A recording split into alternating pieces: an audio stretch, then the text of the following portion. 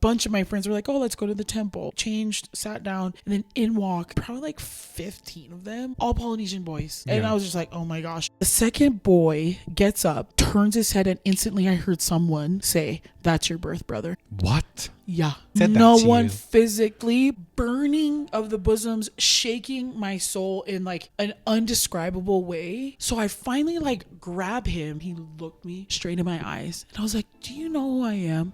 This kid turns the corner, looks just like me. Like another one or the same one? Another one. Oh my God. I don't even know if this is real. Right. Like he could just you guys be like, just met that we day. just literally met. We get outside of the temple and they just like hug me again. And then they go, do you want to come over and meet mom? Hi guys, welcome to the CasualTea podcast. My name is Kona and My name is Ailani. so I just have to show you guys a funny story. Me and Ailani actually have never met before, but we've known each other for years. Yeah. And just like a warning to you guys, don't double scoop your pre-workout because it was like what? Like, I don't know, 1 a.m. I was texting you or messaging you? 1 a.m. and I woke up.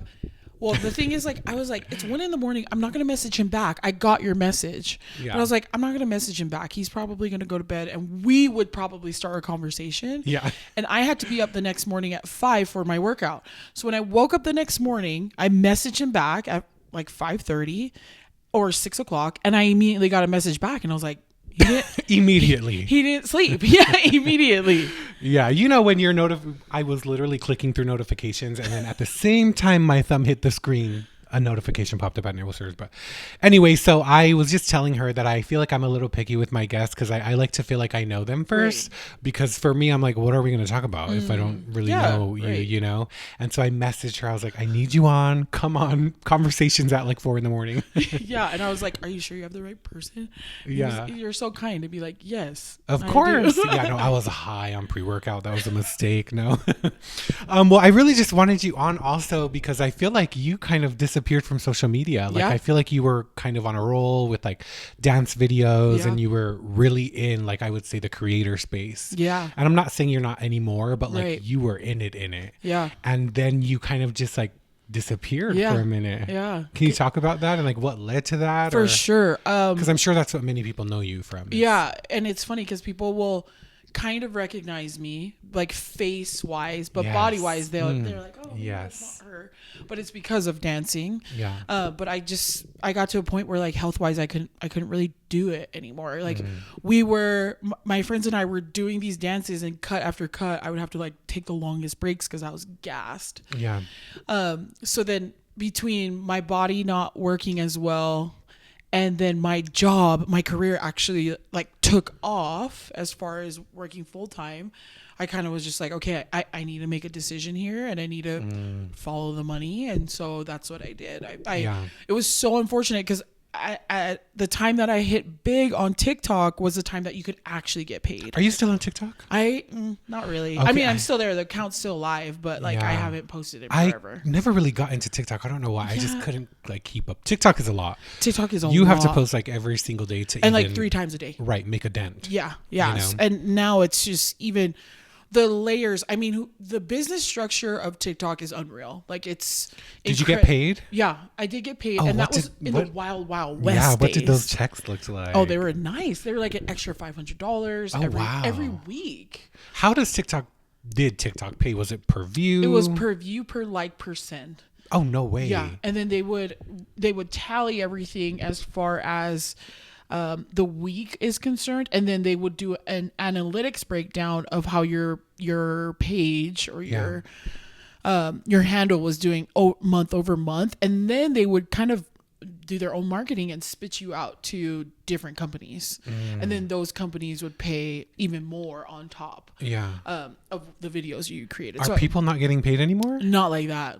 Not like that anymore. So like the Charlie D'Amelio's, like that whole hype house. The air is gone. Oh yeah. Of the money. They sucked all the money dry. Oh my gosh. I was just watching this. I forget his name. He was a big TikToker. He's obviously doing something else now, but he was saying that the money they were making, shoot, what is his name? He was part of that whole Charlie D'Amelio group, but was saying they were making like $400,000 a month. Yeah. And from TikTok, from not TikTok, from their sponsored videos. Just from TikTok, right. 400,000, and I'm like, holy shit, like that's crazy. At one point, because I started TikTok around the same time that I got my new job, I was making more money on TikTok than I was at my job. So at my job, I would be making video. I would like literally set up the camera in places that nobody would really see, and I would make dance videos randomly. So I was getting kind of double income, but I would get paid more from TikTok. That is insane to me. Yeah. And then back in around maybe 2 years after that, Instagram tried to keep up with the rival. And I think you kind of touched on it a little bit, but maybe 3 years ago, 4 years ago, I was getting like $200 to $800 checks from Instagram just based off of views and likes. Yeah. And that was when I was like dancing. And wait, on Instagram? Yeah, on Instagram. Okay, how much? Like 800 was my max. And okay, how? I got like on one of my videos, and I will totally give credit where credit's due. It's because I was dancing with Sione Maraschino, or our really good friend None, and Sean, and he has a ton of followers. Right. So our traction, because we collaborated, was so high. I think I had like millions of views, and then like hundreds and thousands of likes. And that month alone, we pumped out like so many videos that the revenue just kept coming. Okay, how this is like new to me because I have made $0 on Instagram, but I never really cared to. It's so different now. Yeah, when you post your metrics, I'm like, holy shit! If he did this back in the day, I'm like, woo! I made 36 cents today. I'm like, what? It would be unreal. And they try to incentivize you now. I know that if I opted in, which I didn't opt in, you would create reels for both your Facebook and your Instagram. Right. And then you can get paid up to $5,000. I don't know if you saw that. And the bonuses. Yeah, I do get like the bonus offers come in, but I never do them because I don't know. I'm kind of in a weird space with social media right now. Really? I feel like the algorithm has just changed so much. And I feel like after you go viral for a minute, then you get nothing. Right. Nothing. No views, no likes. And I'm like, wait, what is going on? It's like I posted this like 24 hours ago and I have 100 views. That's wild. I know. I look at stuff like that and I shouldn't, but I'm just like, but we can't help it. How did I go from this to this? But honestly, because of the traction that you're getting, when you do go viral, do it. Just sign up for it, and you get money when you get money. Like it's a straight deposit. Yeah. Like it's $200 extra. Why not? That's true. That's crazy. I didn't know that there was a whole backside of Instagram, where people were making money, but I guess it's not the same anymore. Like you said, like just like TikTok. No. Once it's the companies that are trying to keep up with the Joneses, like, oh, this app did it, so let's try it here, but we'll try our own structure. But what they do is they totally like what's the word? I can't think of the word right now, but they totally isolate their funds and it goes there, but then they have a whole company to run. So it's like the funds run out. Right. It's like, okay, we tried it. Let's calm down. They're not a brand. You know what I mean? Like they push brands to do that kind of deals. Right. But they don't do that themselves. That's true. They don't. I mean, there are actually some people that are out here, like they want to make a career of social media, and I feel like I was there early on, but like my goals have completely changed. And honestly, like, and I always say this, like if it wasn't for my business and me having to be visible to like promote my business, I would not be on social media. I swear to God. Well, and if you think about it, people don't really know you. I was telling somebody the other day, the fun stuff that I post, that I love fitness, but you don't know like the inner workings of who I am. So it's funny because I don't know if you get this, but when I meet people in public, they're like, oh my gosh. And they're so excited. And then I'm like pretty flat. Like, I'm just like, hey, but let me actually understand you as a person first when they want the hyper and the funny. No, definitely. And it's like, actually, it is who I am, but it's like. You're taking the words right out of my mouth. No, because when people will come up to me too in public and they expect me to be like that ratchet bitchy video I just posted. But like, I'm so like reserved actually and quiet that I maybe come off as like, oh, he's like stuck up, but no, like I'm literally just like so calm. And actually, Like, I'll talk to you in a deeper toned voice. I'll talk slower to you than I will on my Instagram stories. Yeah. And then it's because that's normal. And I would rather get to know you at core if I have the opportunity to, than to be like, oh my gosh, and then move on. Right. You know? And I guess that's also why I love having this podcast and why I wanted you on too, is because we've never met in person. Never. This is our first time. Yeah. And I mean, we've seen each other, but like this is our first time actually communicating. You know, of course, we've known each other from social media. And the last time I actually saw you out like in public, I think was after even the fashion show. It was at the Lizzo concert. Oh my gosh. Yes. I was there and you were put on the big screen at the Delta Center. Were there. Yeah, that's right. You sent me a picture of that actually. Yeah. I was like, oh my gosh, that was in November of 2022. And I was like 30 pounds down and so feeling myself. Yeah. I was like, oh my gosh, I'm so hot. Well, you've always had that like confidence, and it's so attractive to be around. Like you draw people into you. And so I guess like, let's take it back a little bit of like, where are you from? Where were you born? Yeah. Let's talk about your family life if you want to get into that. Yeah, for sure. I'm originally from the island of Maui, from Wailuku. It's a small town, kind of located central. If you ever fly into Maui, you'll fly into Kahului, and I'm 10 minutes from that. Yeah. If never been to Maui, but I want to. You have to. It's definitely a goal all the time. I've been to Oahu and the Big Island, but never. So Maui is a mix of. You've never been to Kauai, so I can relate it somewhat to the Big Island. It's a mix of the Big Island and Oahu. It's not as busy, but it's definitely not as like country. As because I went to the Big Island and I was like, I do not like it here. It's a beautiful place. It is, but I am not an island boy. If you do ever go back to Big Island, you should go when it's Merry Monarch. You would appreciate that. Wait, that's a goal of mine. You would appreciate that. It's always been a goal of mine to go to Merry Monarch. You definitely, I mean, even like if you do go through with all your dreams and aspirations, California, Tiana, who runs Nonosina, who does yes, I know that Moana and all that stuff. They did like a whole thing out there, and even like interviewing people. You could totally interview people on your podcast out there. Yeah. Anyways, yeah. Yeah, I haven't mentioned that in my podcast yet. We'll get into the tea, but lately I have been thinking about moving to California, and that is something that crossed my mind. Is like, I just started this podcast, you know, and mostly my sphere is in Utah. Right. So I'm like, who am I gonna in California? Yeah, and we touched on this before we got on here, right? But like, you say sphere, and maybe what your heart is craving is community. You know what I mean? Yeah. Like, we talked a little bit about that. Like, I am a huge, I was raised by a community, whether it be my own family or whether it be like my teammates' family as well. Yeah. So like, community has always remained true, and naturally being Polynesian, it's real. Yeah, it's real. No, that is so true. And honestly, like, I feel like I don't have a community here. Yeah, I just had a conversation with my cousin on the phone, and I was just saying, like, I have family here, of course, you know, but like, I very much feel alone here. You know, like, we don't really have any family traditions. Like, we don't do anything for birthdays or holidays.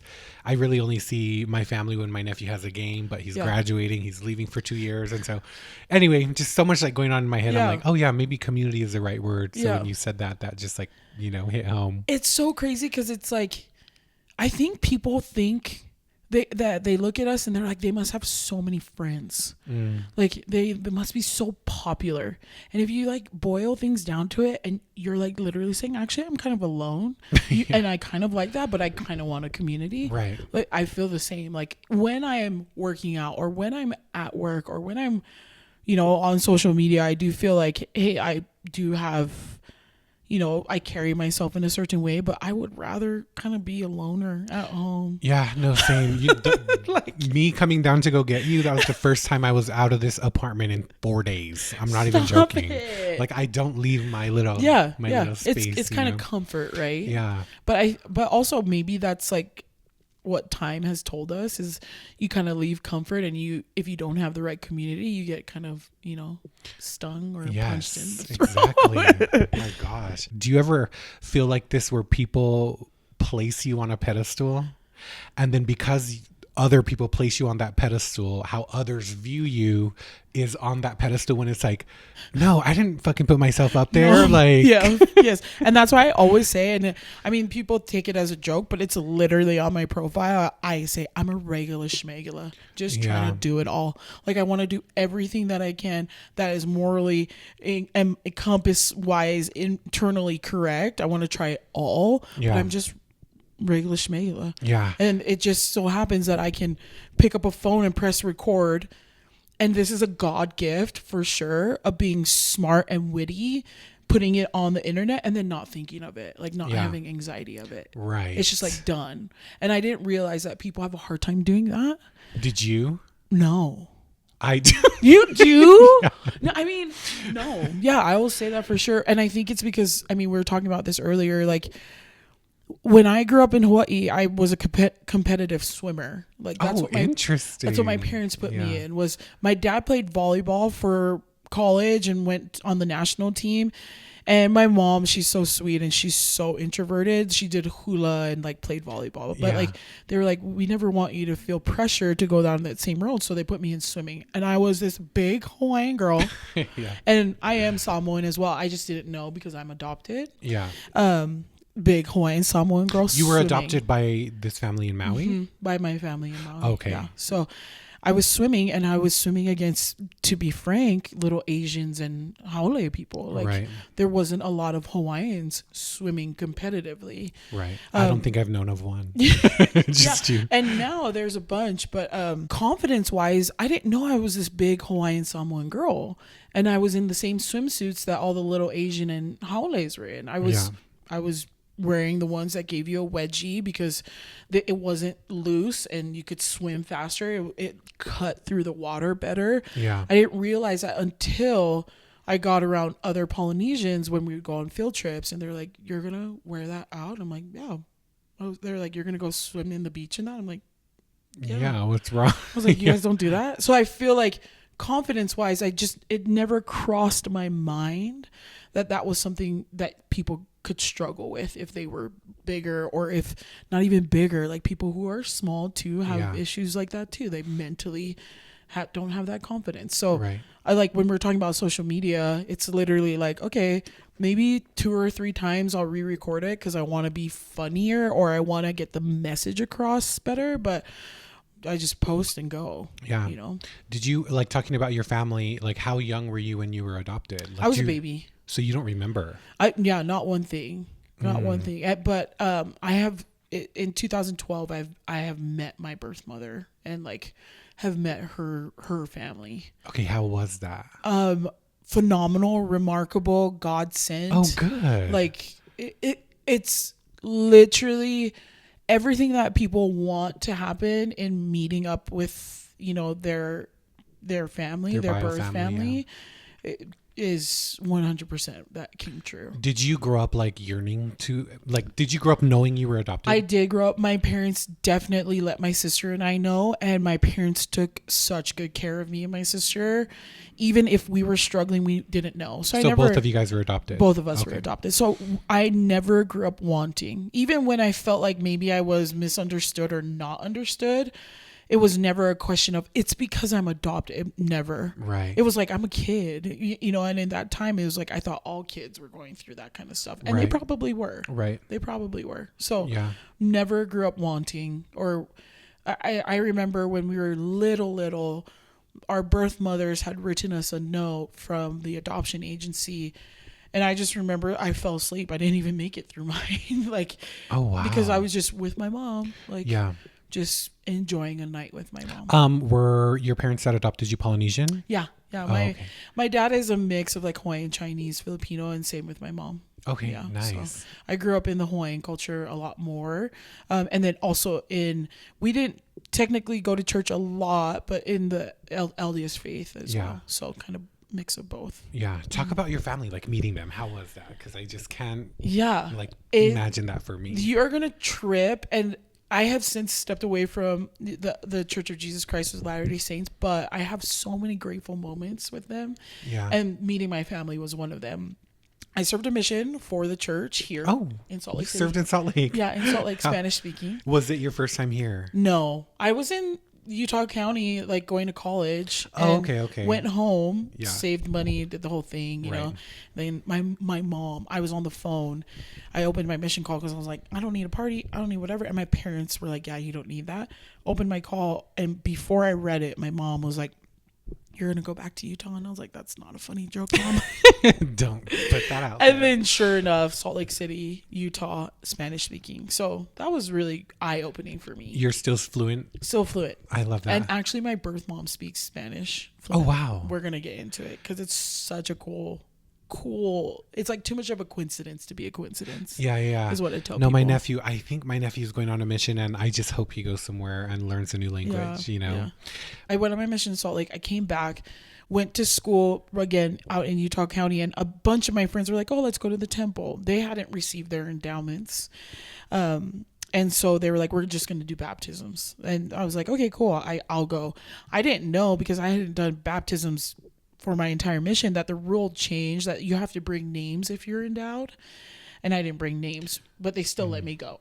So names they're like, for what? For baptism. Like, you have to bring the names to baptize. Yeah, like your own family. Oh, so they no longer, it's just not random anymore? It's random if you're not endowed, but they want you to practice. I believe they want you to practice family history. Oh, okay. And like bring meaningful names if you're endowed. I went with my friends. They let me know the rule, and I was like, oh my gosh, I'm so sorry. They're like, it's okay. Like, there's not many people here you can go through. So I'm like, cool. I walked in, changed, sat down, and then in walk these like probably like 15 of them, like 15-year-old, like, and it was now youth night, and I was looking, and they were all Polynesian. At the temple? Yeah, at the temple. All Polynesian boys.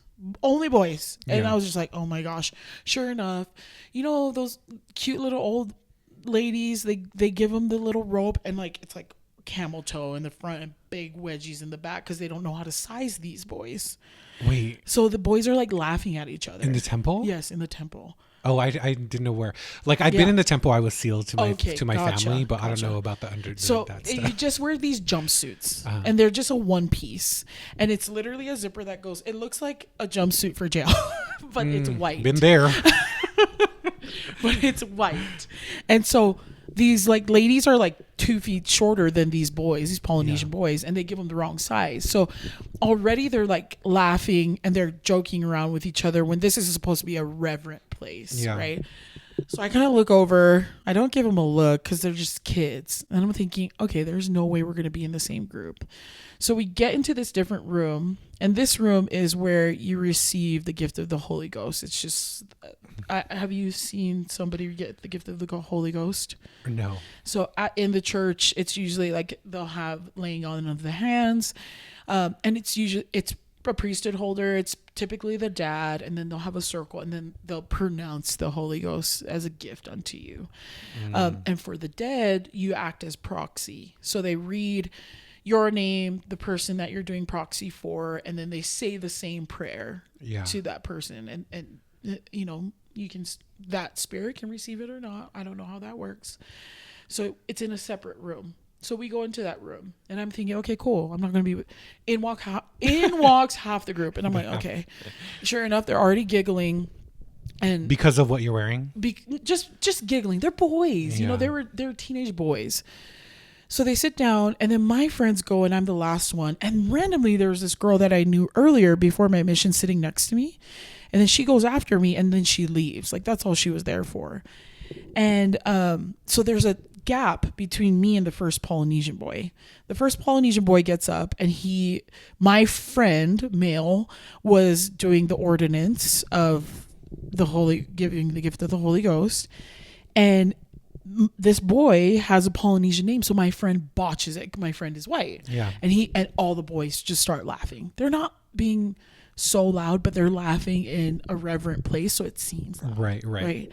So I am like so pissed. And backstory, I was praying because I had completed my mission. I was almost done with school. I was praying for an eternal companion. I was like, please let me find somebody who's going to love me unconditionally. And those are my words to God. Like, love me unconditionally, like no matter what. And I distinctly remember I never said an eternal companion. I just described it because I felt like if I am too overzealous with God, then he's going to be like, no, you're being cheeky. Like, I'm not going to give you that, you know? Yeah, so I was like, no, let's be cute with words. And God's like, you want to be cute with words? I'll give you cute situations. Yeah. So the first kid goes, they're laughing. He stands up, sits down. And then the youth leader was like, hey, I'll switch you out because I can say these names. The second boy gets up, turns his head, and instantly I heard someone say, that's your birth brother. What? Yeah. Like, this is just, no one physically said that to you. No one physically, but here. Shut up. Like, burning of the bosoms, shaking my soul in like an undescribable way. That's your birth brother. And I was just like took my breath away, felt like, what? Like, question. And then there was all the rest of the Polynesian boys to go. And I remember on my mission, I learned when you get a prompting from the Spirit of God, you know, don't question it, just follow and see what happens. Right. So they're all done. I'm still freaking out to the point where I'm almost literally physically shaking. And I'm just at the edge of my chair like this. We wrap up. They're done. The youth leader's like, okay, boys, like, we're going to wait outside. And I immediately lunge. So I lunge behind the first Polynesian kid. I grabbed my brother and I said, hey. And he was like, and he wouldn't look at me because he thought he was in trouble. I didn't know that, but he just wouldn't look at me.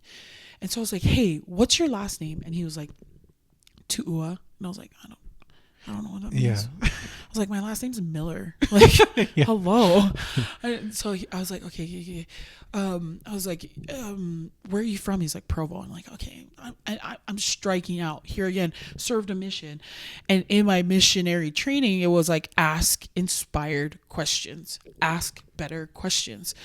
So when that popped in my head, my friend, who was the only male that came with us, said, man, everywhere we go, she knows someone.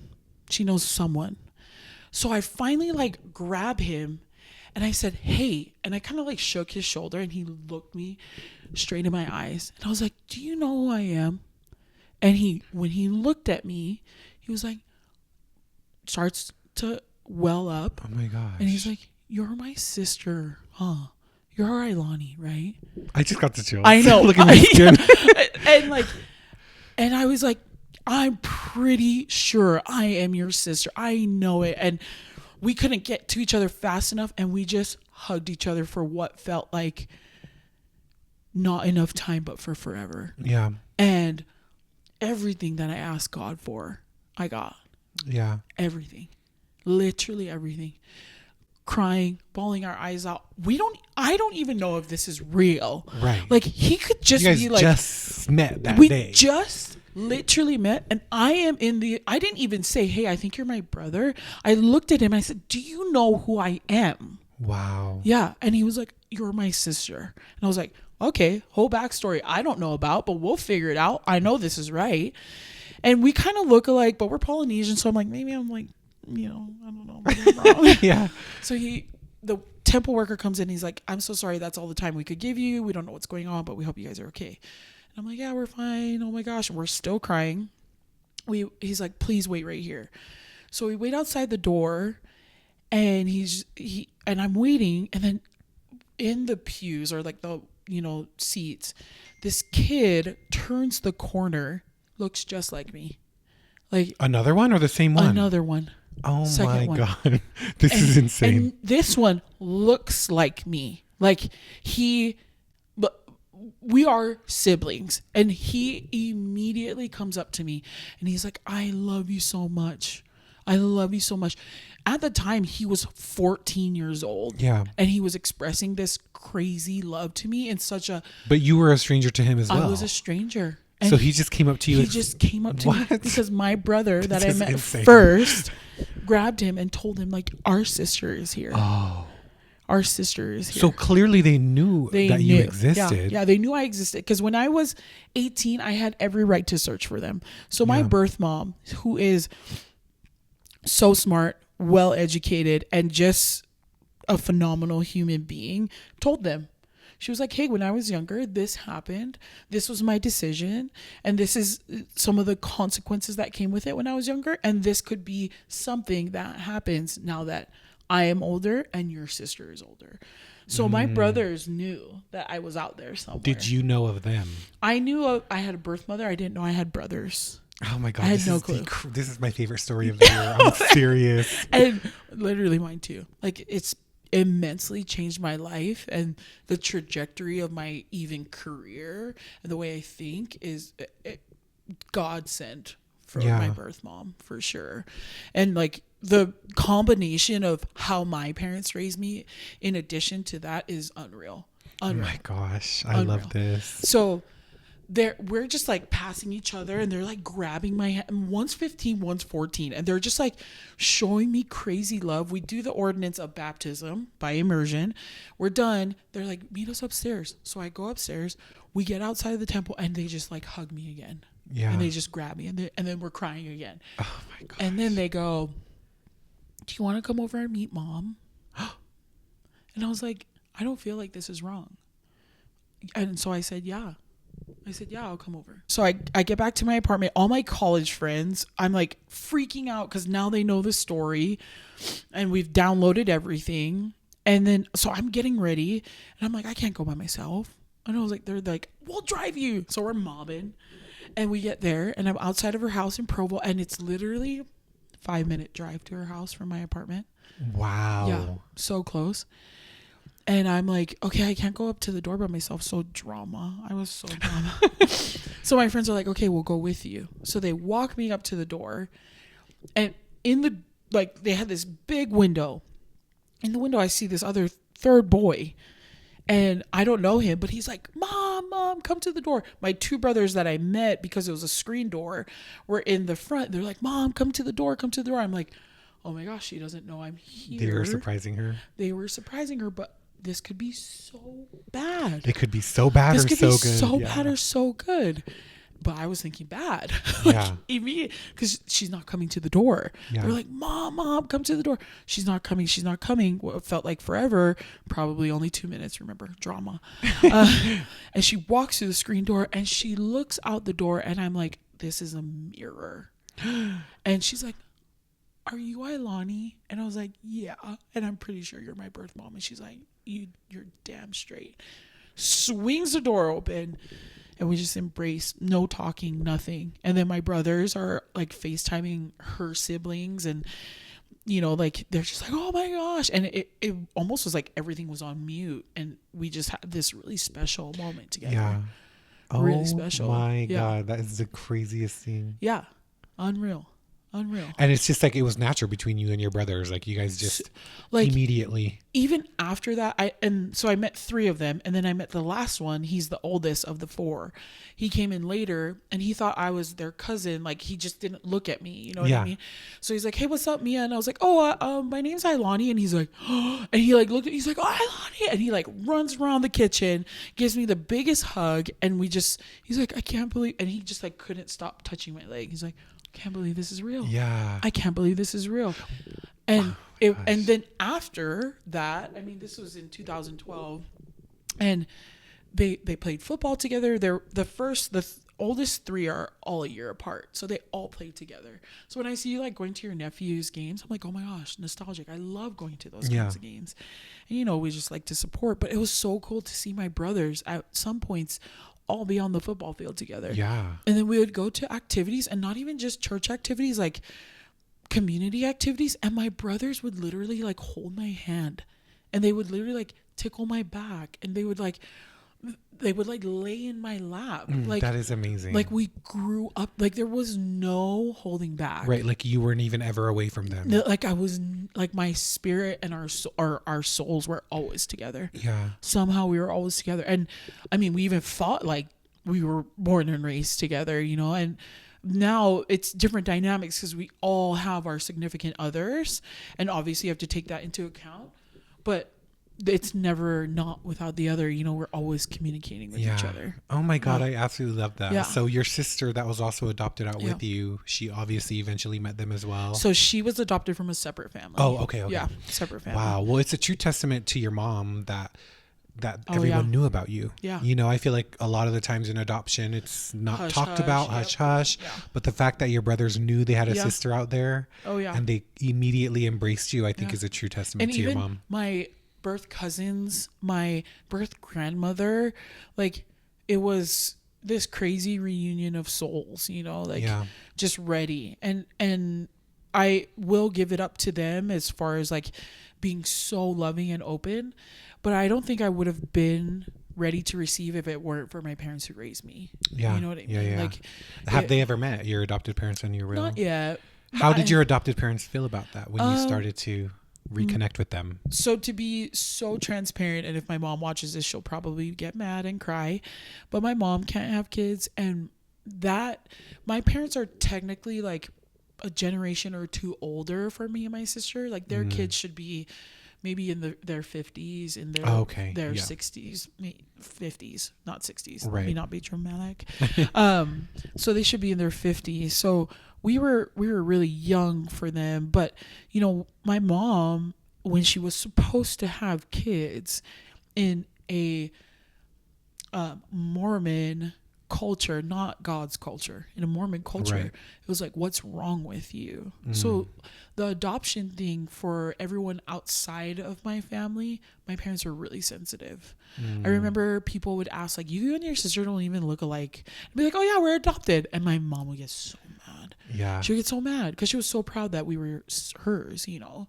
And I didn't know that that was incorrect. And I think my mom didn't mean for it to be incorrect. My mom was just hurt because according to her time and the way she was raised, she was supposed to have it all. And my dad worked so hard and was one of the hardest workers that, I mean, the island knew. So it was like, what was wrong with the Millers? So it's hard for my parents still to this day.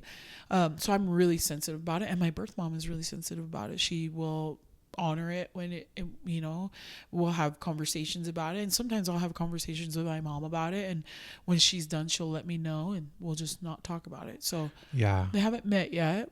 And that's okay. Do they plan to? I don't, my mom, she is a very stubborn woman. So I don't know. I don't think so. Yeah. I don't think so. Well, I love that you made the separation between Mormon culture and God culture. Yeah. Yes. And you did say you since have left the church. Is that something that you can talk about? Or? Yeah. I mean, I worked in the hotel industry for years, and then I climbed up the ladder to where I was in a managerial position, and then I just got out of practice with going on Sundays. But then when I would go on Sundays, I just felt certain awkward cultural situations, and not Polynesian culture. I don't only mean that. I mean Mormon culture as well. Yeah. Just functionally didn't connect with my spirit anymore. Yeah. And then certain things about the gospel that they practice, I didn't connect with anymore. So then when I felt like my relationship with God wasn't customized anymore, but more of what somebody was telling me. Right. That's when I was like, okay, let me go have my own thing with God, and literally my own thing, because my husband he's going through his own journey, and sometimes will not believe that there is a God. You know, he has a hard time believing that like all these bad things that happen around, like God wouldn't allow. How could there be a God? You know, so he's on his own, and I'm totally fine with that. Yeah. But I at that point in my life took a survey of what was going on and realized that it was no longer me and God. It was me, rules, expectations, a weird culture, and then more expectations on top of that. Yeah. And then a glimpse of God. If you did just enough. Exactly. Yeah. Like, and to me, it was like, it just functionally, it's weird. People get so weird when I say this. It functionally didn't make sense. And people were like, well, it's supposed to be spiritual. And I was like, functional and spiritual are both in the same. Like, for me, they are anyways. Yeah. Like, I believe I can function spiritually throughout all these things, and I don't have to separate them. They can be one and the same for me. Yeah, no, I totally agree. And it just so happened that most people that I invite, not even on purpose, right, pretty much have kind of not the same story, but like that separation from the beliefs that we were taught. And I definitely have my own experiences, but I love that you were yearning for a connection straight to God, and you felt like there was just so many intermediaries between that relationship. Like, how is that relationship now? And when you left the church, did you immediately like keep seeking God, or did you fall away from God? I would say there was just so many things in my life that I couldn't ignore that there was a God. Does that make sense? Like, so in a dual sense, yes and no. Like, I wasn't like, I mean, it's so funny even now. My friends who still practice in the church, they'll be like, you gave the best Sunday school lessons. And that's because I was obsessed with reading about Christ's teachings. So I would study, and when I would teach, I would, I am not one to teach soft. I am a very passionate teacher when I'm educated in about whatever. anything.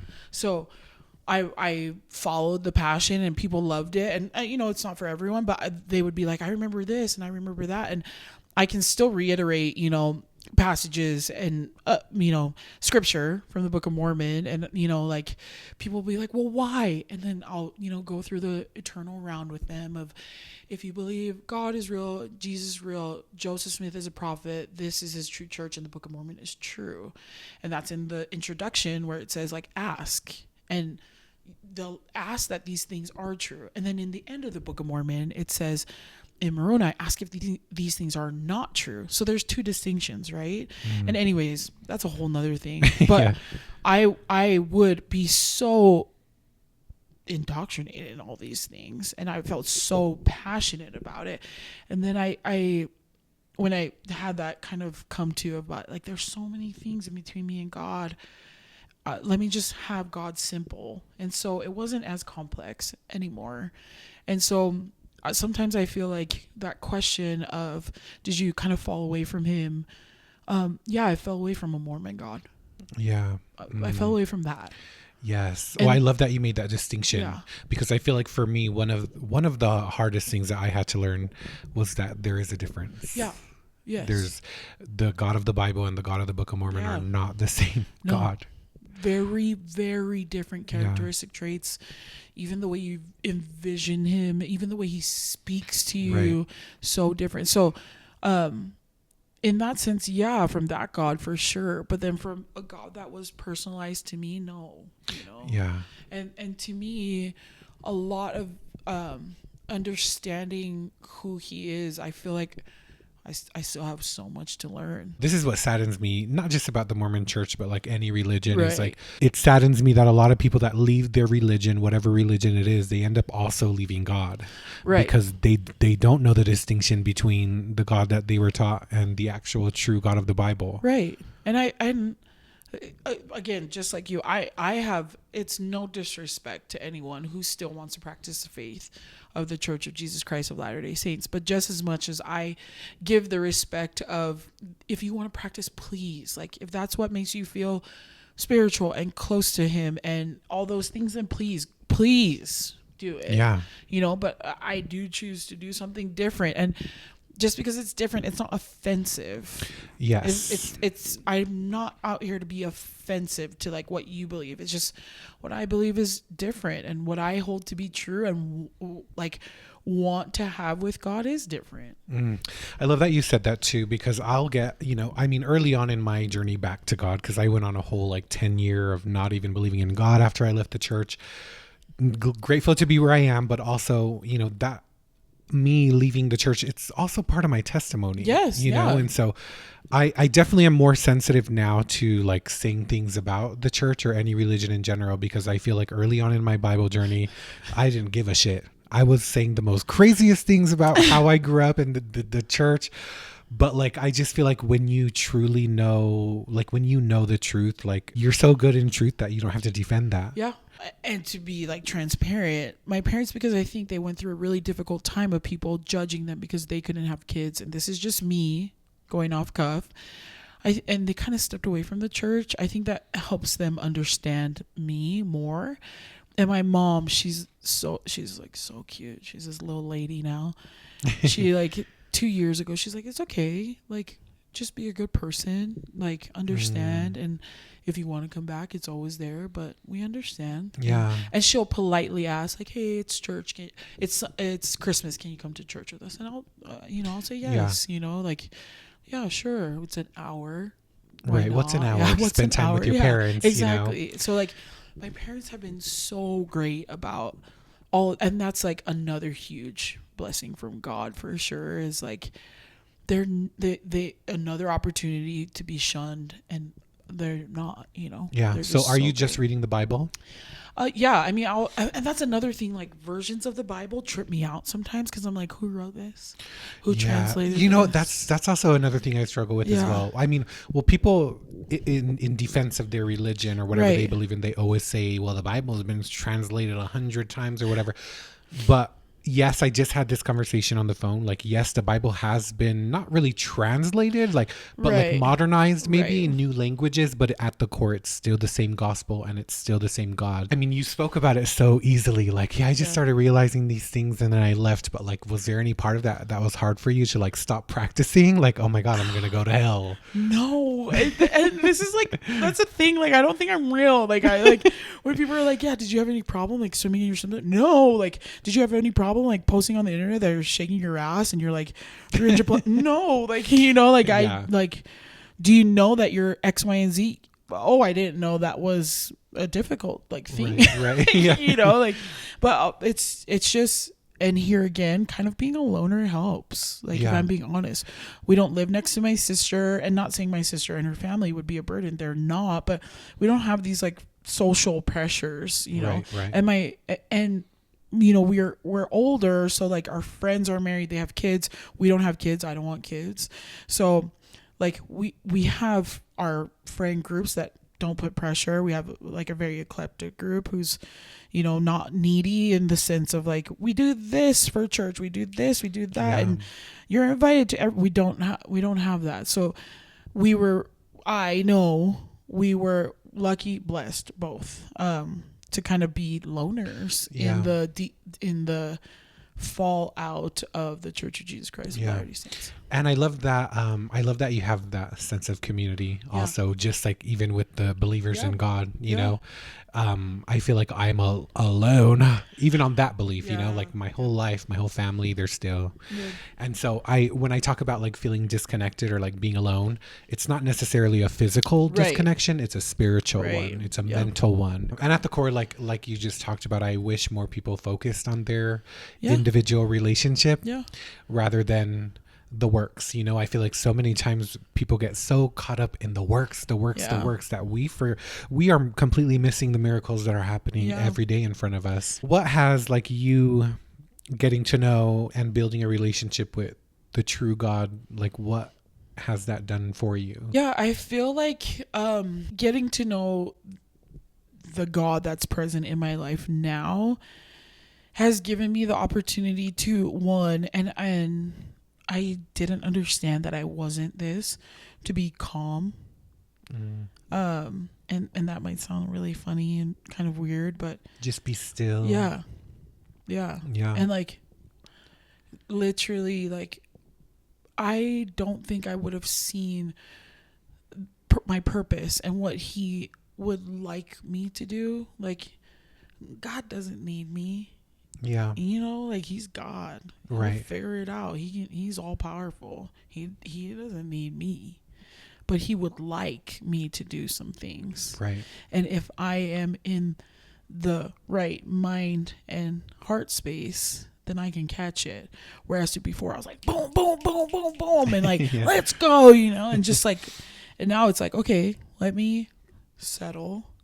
Let me look, be still, see what he needs me to do.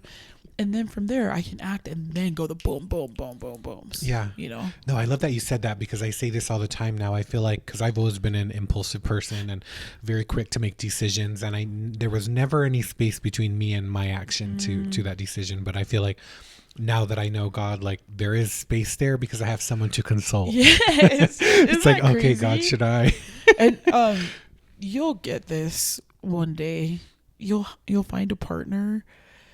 And I am a huge believer of this. You'll find a partner that is a earthly version of God's love. Like somebody who, I mean, they're not perfect and they're not all being, but somebody who's going to know how bad you suck, know how much you are not perfect, know what you're really good at and want the best for you. And then that's just like a physical person you consult with.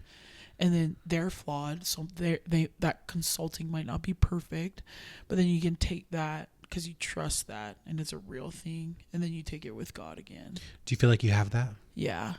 In 2022, in October, I was diagnosed with type 2 diabetes.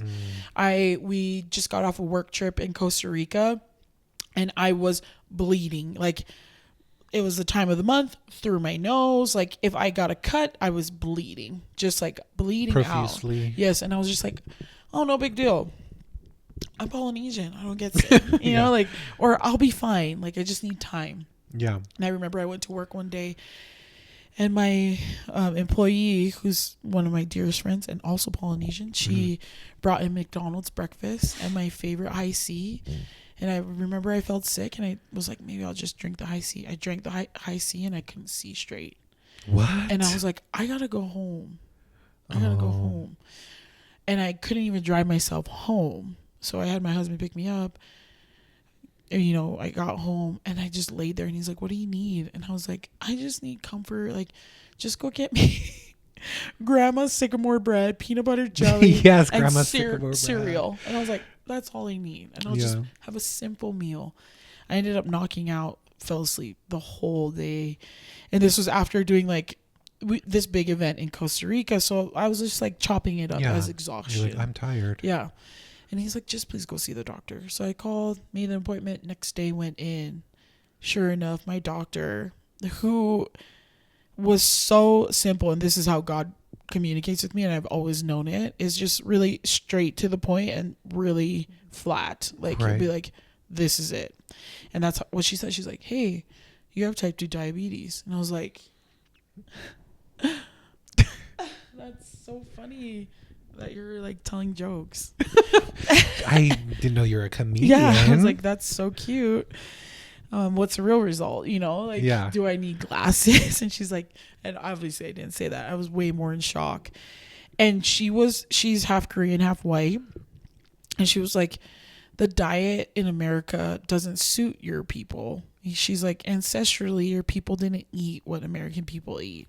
Right. And then also, and this is why I love my doctor. She's like, ancestrally, they probably didn't make as much money as you did. So you can not just afford to eat one meal in the American diet. You can eat multiple meals in the American diet. And you just have eaten too much. And I was just like, okay, cool. It was just very direct. And she wasn't rude. She wasn't like, you're fat. No. never You're gonna ever. die. Yeah. And she didn't suggest anything. She educated me. Right. And she was just very like, this is okay. It's only type 2. You can come back from this. Okay. She's like, you know, and she's like, let me look up some things. Looked at my insurance and she was like, okay, your insurance does not cover a GLP-1 product. So you will have to do this on your own until you can go for open Get enrollment. It under control and stuff. Yeah. So she's like, it's pretty much going to be a keto diet. If you have questions or concerns, text me. She gave me her personal phone number. And she was like, text me, call me, let me know, whatever. So I remember like, okay, cool. Yeah. And the inner athlete and like fighter in me was like, okay, cool. I'm not going to cry in front of her. I'm fine. Yeah. I'll break down later. Yeah, I'll break down. So then I was done with the appointment, went home, cried, bleeding in the shower, cried for 10 minutes. Yeah. Stopped. And then I just was like, I'm not going to die. I equated having type 2 diabetes to dying. I'm sure at the time that's what it felt like. Yeah. I was like, I'm not going to die. Yeah. No fucking way am I going to die. So, and people, again, drama, but I didn't care. To me, that's what was internalized, is that if I don't take care of this, I'm not going to live. Like, maybe I'll live and have a heartbeat, but I'm not going to live. Yeah. I'm not going to live for greater purposes. I'm not going to live to say what you want, make more money. Like, I'm not going to live to use that money for greater purposes in life that God may need me to do. Right. You know what I mean? So I was like, yeah, I'm going to die. Like, I am worth so much more than just having a pulse. So literally I cried for 10 minutes, got out of the shower, changed my clothes, threw everything away that looked like a carb. And I was like, the grandma sycamore bread I bought last night, gone. Peanut butter jelly, gone. Yeah, gone. Like cereal, gone. Like I think I had milk and like eggs, and then I threw away fruit because watermelon has high sugar, yeah, and like all the good fruits, tropical fruits, all high sugar. Right. So it's crazy realizing that, because my grandma had diabetes as well, and she couldn't eat bananas, especially. Yeah, exactly. And I'm like, what the? Yeah. It's just crazy. It's nuts. So, and that's. It was just like, okay, cool. I was on my phone. People are like, how did you do it? How'd you come up with did you meet with somebody? And I was like, no, I have access to the internet. Like, everyone has access to the internet. Right. Look that shit Educate yourself. Yes. Like, look it up. And that's exactly what you did. Exactly what I did. I was like, cool, I can eat. And I literally would be at Starbucks. What can a type 2 diabetic have from Starbucks? Yeah. And what is the answer to that? Just like flat coffee. They're like water. Yeah, like black coffee, and then like I could have stevias if I wanted. Or like a sugar-free syrup. Sugar-free anything. I always have sugar-free coffee when I can. Exactly. And then I would be like at restaurants, and I'm like, okay, I would pull up the menu, and then I would look at blogs or vlogs of type 2 or even type 1, because it's affected the same way. Right. And I'd be like, okay, this person ordered this, so I'd sub it all out. I'd just be like, yeah, I'll have this, but not this. So immediately you were just like, hey, we're making changes. Oh, yeah. I'm not living like this. And since I couldn't be on the GLP-1 yet, I literally had 4 months on my own. Do you think maybe that was a blessing in disguise? 1,000,000,000%. Because sometimes people get on the shot and then they don't. It's forever. They don't know how to control their eating. Right. Because the shot's doing it for them. Exactly correct. So huge blessing. And I couldn't exercise. I was like, oh yeah, I'll be fine to exercise. No, couldn't even exercise. So I would just literally be on the elliptical for 30 minutes, and I'll even have like pictures and stuff, and I've saved all of them, and I could only do 30 minutes, and that's what I did. It was a non-negotiable. We'd go to my work gym, and after work I would just do the elliptical for 30 minutes, and I'd be done sweating, and then I learned about intermittent fasting. And then I learned how that could help jumpstart metabolism. And then I started breaking it down from there. And in my first 4 months without the shot, I lost like 50 pounds. Right. 50 pounds. Wow. In 4 months. How much overall have you lost? I vary between like 160 to 170. Wow. Yeah. And you feel amazing? Oh, yeah. I know I'm amazing. I hope you're proud of yourself. I think sometimes I don't let myself feel too proud. And then also, I talked about this on one of my posts. The connection between body dysmorphia and then like let's talk about that. Body like imagery, like the realization is such a slippery slope. Because when I was 300 and Kona, when I went to go get my tests done and she told me I had type 2, took off my shoes, took off my jacket, we're at the scale, the nurse and I step on the scale, and there's this ledge right next to me. Snuck my hand on the ledge. Put pressure on the ledge. No, you didn't. Yes, I fucking did. Because I was like, no, you're not that heavy. Like, I could not be that heavy. Yeah. So technically I started out on my doctor's notes at 320, but I was probably like 365 to start off with. Oh my God, I feel so like that's like, it was not funny, but no, it's funny. I like when I do a comedy sketch, I'll for sure lead with that. Yeah. I'll for sure lead with that. Like I literally boosted myself Yes. on the counter. I'm like, yes, that's fine. She doesn't need to. And you're know. like, ooh, 320 period. Yes. 8. The wrong thing.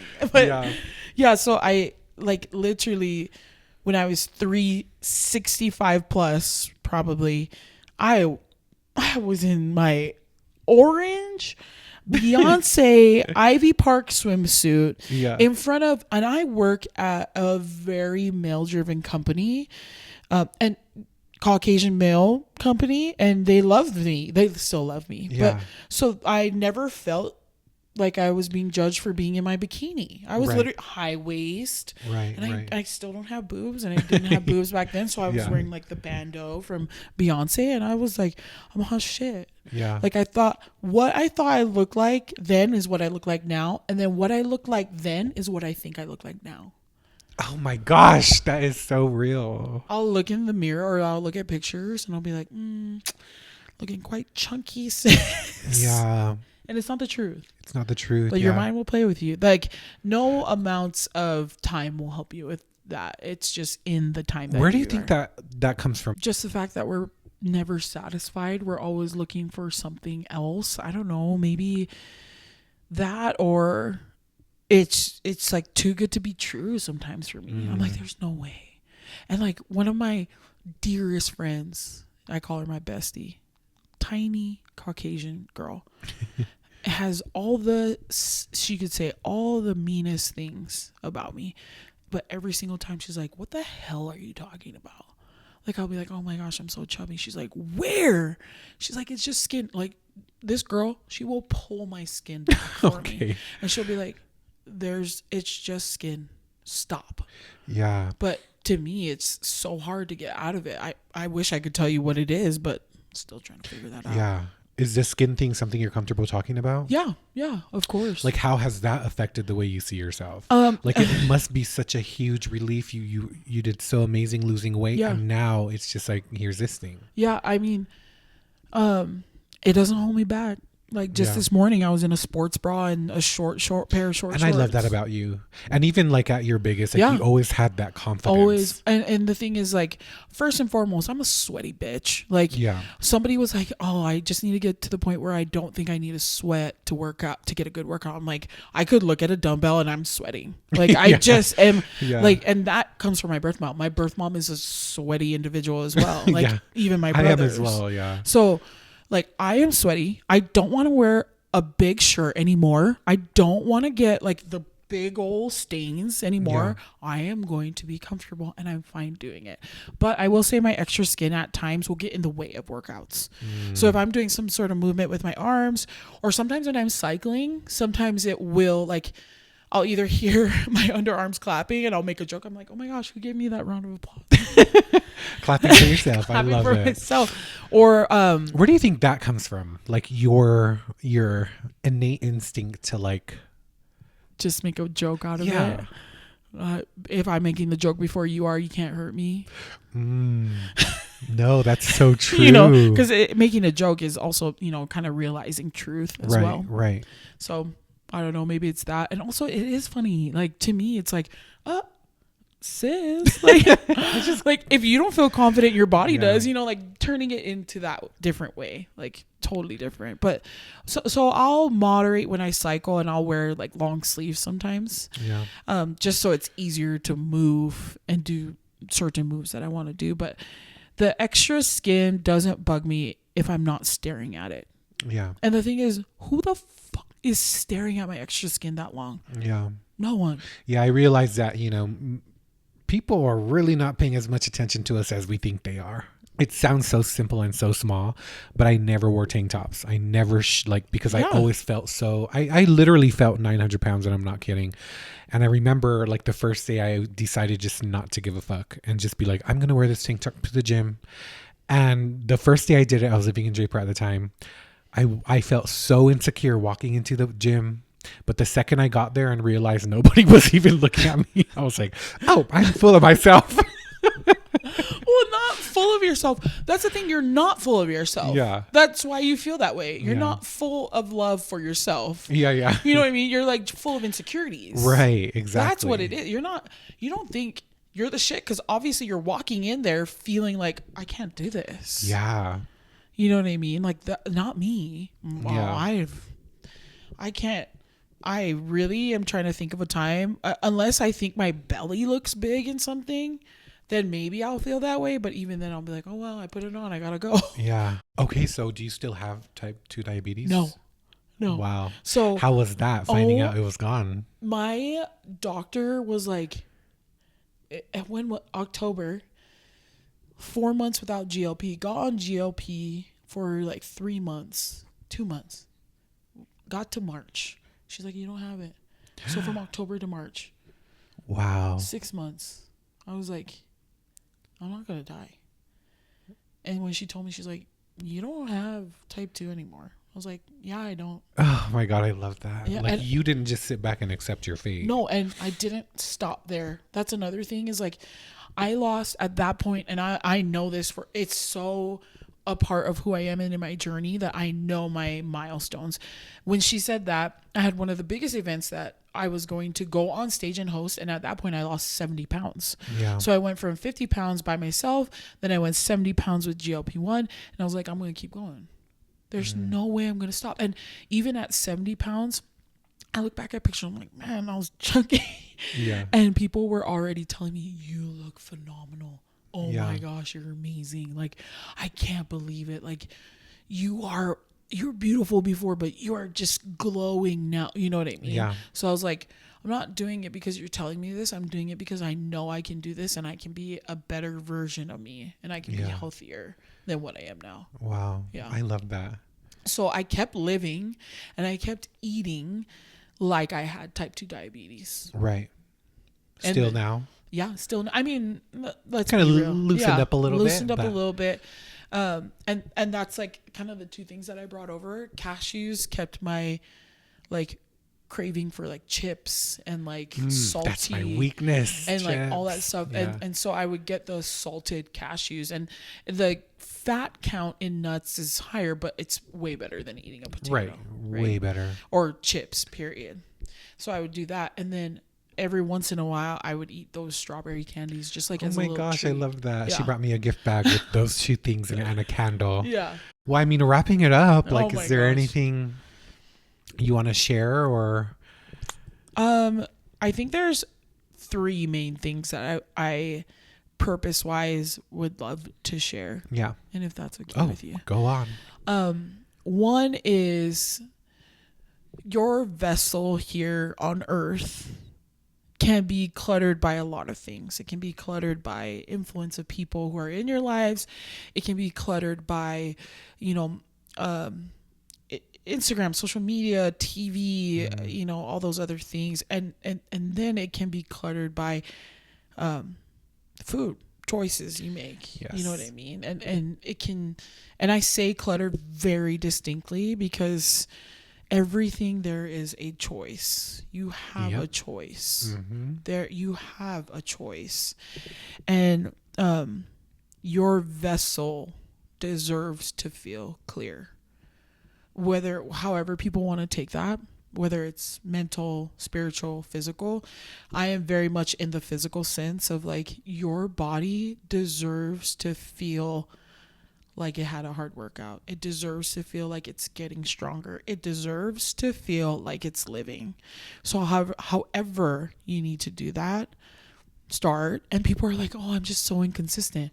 Be inconsistent about being inconsistent. Because then eventually you just become consistent in something. Yeah, I love that. So if you only go 1 week and then you stop for 3 and then you go, keep the same. Yeah, yeah. Just don't stop. Right, because it's also part of the process. Yes, part of the process. So that's one, is like there's a lot of things that can clutter, but find the clarity. That's one.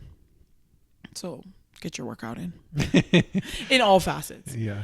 2, I would say, I just pray that people realize that if you're watching this, you are now connecting with 2 people who never met in person, who live such different lives.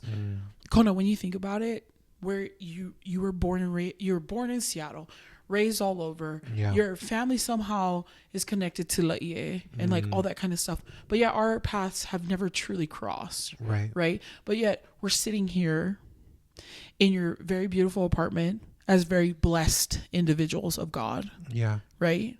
So, and you're witnessing that right now. So realize things that are around you, that you are blessed, and that everything is too much of a coincidence to be a coincidence. Oh, for sure.